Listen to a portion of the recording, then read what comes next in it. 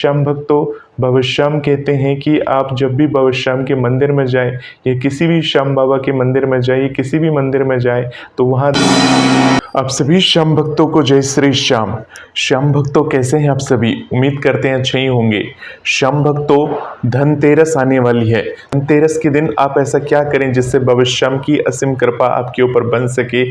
देखिए श्याम भक्तों, धनतेरस, दिवाली और ऐसे बहुत सारे त्यौहार आते रहते हैं हर साल, परंतु क्या होता है कि हमें जितना मालूम होता है हम उतना ही करते हैं। और अब जब हम बाबा श्याम से जुड़े हैं तो हमें धीरे धीरे पता चलने लगा है कि बाबा श्याम से जुड़ने के बाद हमें क्या क्या करना चाहिए। यानी अगर आप दिवाली मनाते हैं या धनतेरस का त्यौहार मनाते हैं या गोवर्धन मनाते हैं या कोई भी त्यौहार मनाते हैं, उसमें हमें बाबा श्याम की बातों को किस प्रकार से ध्यान रखना चाहिए और किस प्रकार से हमें ये उत्सव मनाना चाहिए जिससे कि हम पर बाबा श्याम की असीम कृपा हो सके।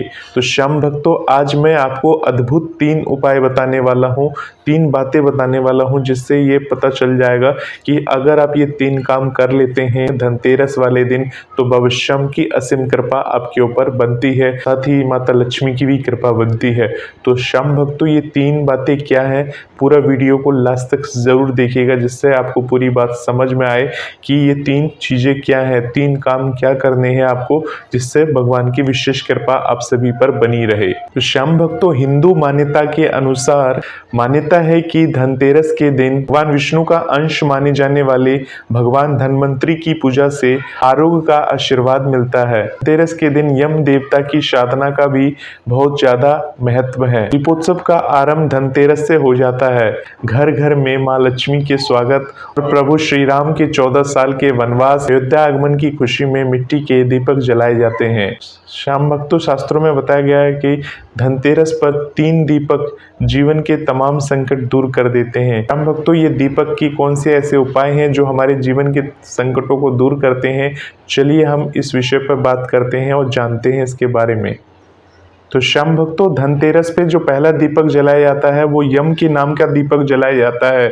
ऐसा माना जाता है धनतेरस की पूजा प्रदोष काल में करना उत्तम है। श्याम भक्तों, इस दिन घर के बाहर 13 दीपक जलाने चाहिए। सबसे पहला मुख्य द्वार पर 2 दीपक जलाएं और बाकी जो दीपक है वो आंगन में जला दें। ये दीपक नकारात्मक ऊर्जा को प्रवेश होने से रोकते हैं। शास्त्रों के अनुसार यम के निमित्त दीपक परिवार के सदस्यों के सोते समय जलाने का विधान है। इसके लिए आपको एक पुराना दीपक लेना है और उसमें सरसों के तिल से दीपक जलाना है। अब दीपक को घर से बाहर कूड़े के ढेर या नाली के पास दक्षिण की ओर मुख करके रखना है, यानी दक्षिण की दिशा की तरफ उस दीपक का मुंह करके जला के आ जाना है। तो श्याम भक्तों, ये पहला उपाय है। चलिए अब जानते हैं दूसरे उपाय के बारे में। तो श्याम भक्तों, दूसरा जो दीपक होगा वो शास्त्रों के अनुसार धन की समस्या, बीमारियां या बुरी शक्तियों से छुटकारा पाने के लिए माना गया है। इस दीपक को धनतेरस पर घर के बुजुर्ग पूरे घर में घुमाते हैं और फिर बाहर कहीं दूर जाकर रख दिया जाता है। इस प्रक्रिया को घर के सदस्य देखते नहीं हैं। कहते हैं कि यह दीपक घर की सभी नकारात्मक ऊर्जा को अपने साथ ले जाता है और फिर जीवन में फिर से खुशियां लौट आती हैं। अब बात करते हैं तीसरे दीपक के बारे में। श्याम भक्तों, तीसरा जो दीपक होगा वो धनतेरस या दिवाली की रात घर के साथ साथ रात में किसी मंदिर में जाकर गाय के घी का एक दीपक जलाना चाहिए। मान्यता है कि इससे आपकी आय में वृद्धि होती है और आपको कर्ज से जल्द मुक्ति मिल जाती है। तीसरा दीपक होगा वो मंदिर में जाकर जलाकर वहां रख के आ सकते हैं, यानी इसे दीपदान बोलते हैं। ये करने से क्या होता है, अगर आप घी वाला दीपक एक जलाकर मंदिर में रखकर आते हैं तो आपको कर्ज से जल्द मुक्ति मिलेगी और साथ साथ आपकी आय में बढ़ोतरी भी होगी। तो ये श्याम भक्तों 3 उपाय मैंने आपको बताए हैं। अगर आप इन 3 बातों को अपना लेते हैं तो माता लक्ष्मी की और भगवान श्री गणेश की असीम कृपा बरसती है और साथ में बाबा श्याम की कृपा तो आप सभी पर बनी ही रहेगी। तो श्याम भक्तों, मैंने आपको 3 महत्वपूर्ण जगह बता दी कि कहाँ कहाँ आपको दिए जला देने हैं। 3 जो मैंने आपको बताए ये सबसे महत्वपूर्ण है। इसके अलावा बाकी जो दिए हैं वो आपको किस प्रकार से जलाने हैं उसके बारे में भी मैं आपको पूरी बातें बता देता हूँ। तो शाम भक्तों इस वीडियो के साथ बने रहें, पूरा वीडियो को जरूर देखें। तो शाम भक्तों धनतेरस पर कितने और कहाँ दिए जलाने चाहिए आप सभी को? धनतेरस पर शुभता और सौभाग्य को पाने के लिए दीपदान करने की परंपरा चली आ रही है। जैसे कि मैंने 3 दिए वाली बात में आपको बताया। मान्यता है कि धनतेरस पर दीपदान करने पर व्यक्ति की सभी मनोकामनाएं और इच्छाएं जल्दी ही पूरी हो जाती हैं। पूरे साल उसका घर धन से भरा हुआ रहता है।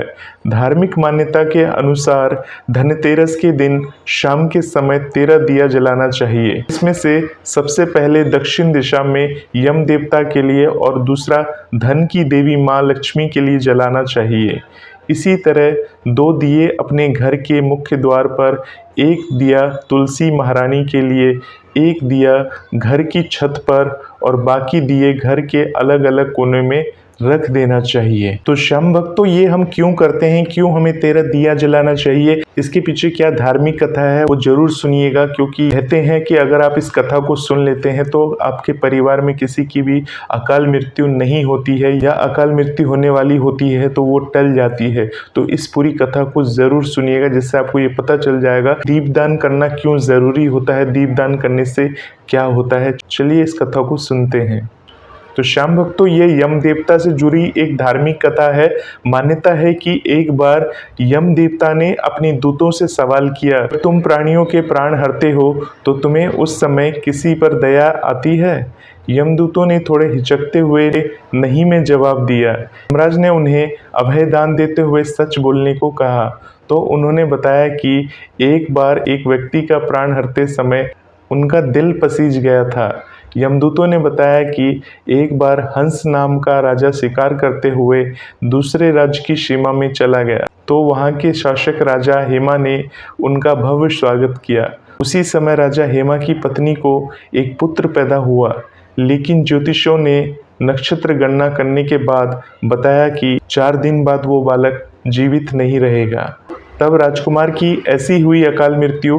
राजा हंस ने उस बालक को यमुना किनारे एक गुफा में ब्रह्मचारी के रूप में रखने को कहा और आदेश दिया कि उस तक किसी स्त्री की छाया भी ना पहुंचने पाए। लेकिन एक दिन राजा हंस की बेटी वहां पहुंच गई और उसने बालक से गंधर्व विवाह कर लिया, जिसके बाद चौथे दिन राजकुमार मृत्यु को प्राप्त हो गया। दूतों के अनुसार उन्होंने कभी ऐसी सुंदर जोड़ी कभी नहीं देखी थी और उस राजकुमारी का विलाप देखकर उन्हें भी आंसू आ गए थे। शाम भक्तों अब आपको बताएंगे धनतेरस पर आपको अकाल मृत्यु से बचने का उपाय।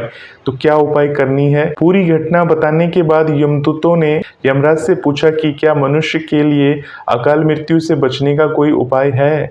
यमराज ने बताया कि यदि कोई व्यक्ति धनतेरस के दिन विधि विधान से दीपदान करता है तो उसे अकाल मृत्यु का भय नहीं होता और न ही उसके परिवार में किसी की अकाल मृत्यु होती है। तो यानी शाम भक्तों भविष्यम कहते हैं कि आप जब भी भविष्यम के मंदिर में जाएं या किसी भी श्याम बाबा के मंदिर में जाइए, किसी भी मंदिर में जाएं तो वहाँ दीपदान जरूर करें। दीपदान करने से अकाल मृत्यु टल जाती है, मृत्यु का खतरा हट जाता है। शाम भक्तों होपफुली आपको ये सारी बातें समझ में आई होगी। धनतेरस पे हम क्या करते हैं, बर्तन वगैरह जाकर खरीदते हैं, नए बर्तन लेते हैं, कोई चम्मच लेता है, कोई सोने चांदी की गहने लेता है और ना जाने लोग क्या क्या नई चीजें लेते हैं धनतेरस पे। ऐसा माना जाता है कि धनतेरस पे कुछ ना कुछ नया खरीदना चाहिए, जिससे माता लक्ष्मी की कृपा बनी रहे और भगवान विष्णु की कृपा बनी रहे। तो इसलिए धनतेरस के दिन हर कोई कुछ ना कुछ नया खरीदना चाहता है। तो शाम भक्तों धनतेरस पर इन बातों को जरूर ध्यान रखें जो मैंने आपको अभी वीडियो में बताया है। अगर आप इन बातों को ध्यान में रखते हैं तो भगवान की विशेष कृपा आपके ऊपर हमेशा बनी रहेगी। तो शाम भक्तों ऐसे ही वीडियोस को देखने के लिए इस चैनल के साथ बने रहें। तब तक के लिए आप सभी शाम भक्तों को जय श्री श्याम।